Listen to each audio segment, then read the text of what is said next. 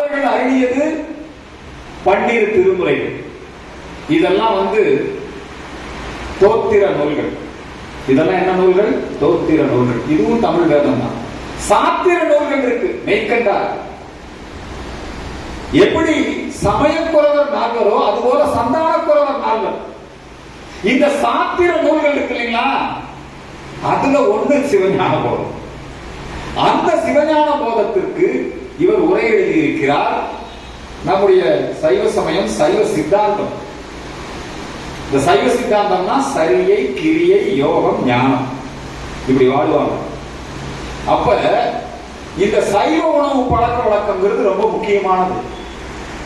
இந்த உணவு பழக்க வழக்கத்தை ஜாதியோட முடிச்சு போடுறான் பாருங்க. சிறைச்சாலையில எனக்கு ஒரு பாக்கியம்.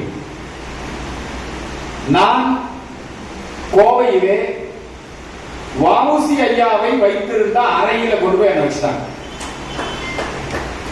என்ன காரணம் தெரியுமா? அந்த பக்கம் பூரா குண்டுவெடிப்பு கைதிகளை வச்சிருக்கிறாங்க, அல்லுமா கைதிகள். இந்த அல்லுமா கைதிகள் எல்லாம் சிறைச்சாலையிலேயே என் மீதும் அதிரடி ஆனந்தன்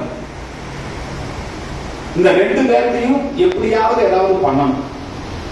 சிறைச்சாலைக்குள்ள நடந்ததுங்க. அப்ப பாதுகாப்பான தொகுதி எது? அவங்களுக்கு எல்லாம் உயர் பாதுகாப்பு தொகுதி. நல்லா தெரிஞ்சுக்கங்க. இந்த 5 நாள் 6 நாள் ஜெயிலுக்கு போயிட்டு வந்தவனெல்லாம் சிறை கண்ட சிங்கம் மே 17 மே 32 எல்லாம் வச்சிருக்கலாம். புரியுதுங்களா? இந்த சிறையில வ.உ.சி. ஐயா அனுபவித்த கொடுமை எல்லாம் அதிரடியானதான் தான் சொல்லுவாரு. இந்த ரூம்குள்ள போட்டு வச்சிருந்தா தெரிஞ்சிருந்தா வ.உ.சி. சைக்கிள் கூட ஓட்டி இருக்க மாட்டாரு. இப்படி கொண்டு வச்சிருக்காங்க. இதுல எப்படி இருந்தார் வ.உ.சி.?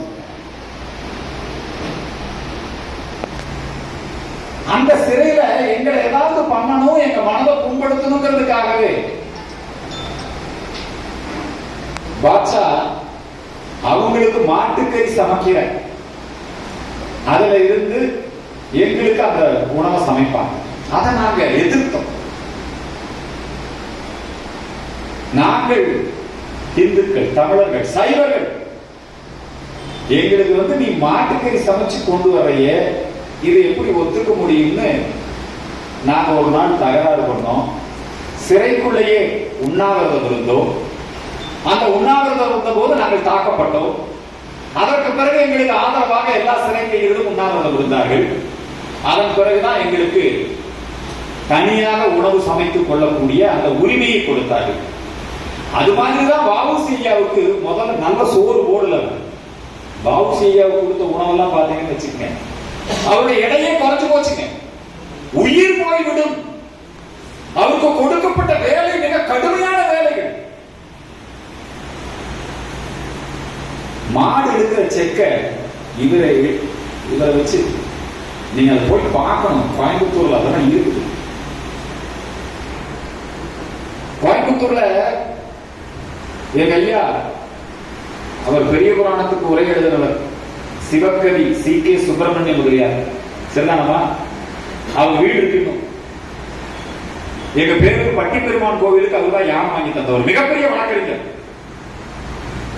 சைவ சமய அறிஞர். அவர் தான் வ.உ.சி. ஐயாவுக்கு மிகப்பெரிய ஆதரவாளராக இருந்தார். சிவகவி சி.கே. சிவசுப்பிரமணியம்.